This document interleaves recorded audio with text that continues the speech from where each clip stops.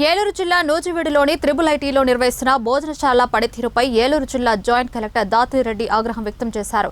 కళాశాల ప్రాంగణంలోని భోజనశాలను పరిరక్షించారు. వంటకు వినియోగించే సరుకులు, నూనెల నాణ్యతను తెలుసుకోవాలని ఫుడ్ సేఫ్టీ అధికారులు సూచించారు. విద్యార్థుల ఆరోగ్యం పట్ల బాధ్యత లేదా అని ప్రశ్నించారు. తక్షణమే భోజనశాల నిర్వాహకులు విద్యార్థులతో సమావేశం ఏర్పాటు చేయాలన్నారు.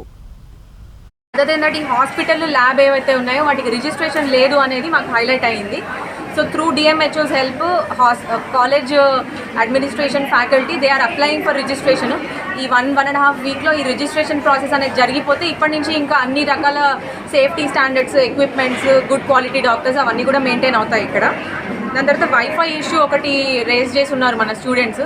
సో వైఫై అనేది అందరికీ ఇప్పుడు ఈ బేసిక్ రిక్వైర్మెంట్ కాబట్టి అది వెంటనే లైబ్రరీలో రీస్టోర్ చేస్తామని ఫ్యాకల్టీ మనకి ప్రామిస్ చేశారు. That will be done with in 1 వీక్లో జరిగిపోతుంది.